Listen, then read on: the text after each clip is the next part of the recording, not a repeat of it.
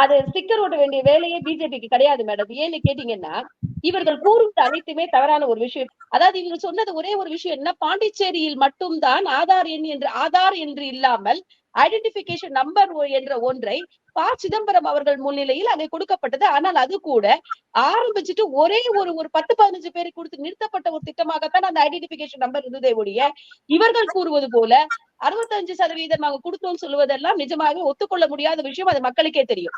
ஆதார் என்ற ஒன்றை அதனுடைய அடிப்படையை தெளிவாக விரிவுபடுத்தி அந்த அடித்தளத்தை ஸ்ட்ராங்கா பண்ணி அதை இன்னைக்கு நாடு முழுக்க ஒற்றைச்சாளர முறை மாதிரி ஒரு ஆதார் எண்ணை வைத்துக் கொண்டு ஒருத்தருடைய, அதாவது 130 கோடி மக்கள் இருக்கக்கூடிய இந்தியாவில் இது சாத்தியமா என்று கேள்வி கேட்ட மக்களுக்கு நடுவில் இது சாத்தியம் என்று நிரூபிக்கப்பட்டிருக்கிறது.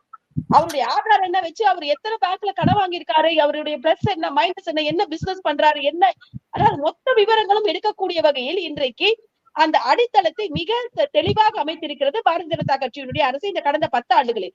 இது மிகப்பெரிய சாதனை. அதாவது சாதனை பண்ணினதுக்கு அப்புறம் நாங்க தட்டிட்டு போறோம்னு சொல்றது ரொம்ப தவறான ஒரு விஷயம். Digital India Rajiv Gandhi computer கொண்டு வந்தான்னு சொன்னாங்க. அப்ப சார்லஸ் பபேஜ் கூட இவங்க நாங்க தான் சார்லஸ் பபேஜ் சொல்லுவாங்களா, இல்ல அவர் காங்கிரஸ்கார் சொல்லுவாரா, எனக்கு புரியல.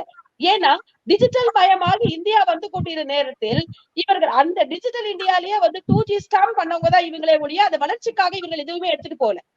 2G அந்த காற்று அலைக்கற்றையை கூட விற்பனை செய்து ஊழல் செய்த இந்த காங்கிரஸ் அரசாங்கம் இவர்கள் டிஜிட்டல் இந்தியாவை கையில நாங்க தான் அதுக்கு அடித்தளம் விட்டோம் என்று கூறுவது முழுக்க முழுக்க தவறான ஒரு பதிவை அவர் செய்து கொண்டிருக்கிறார்.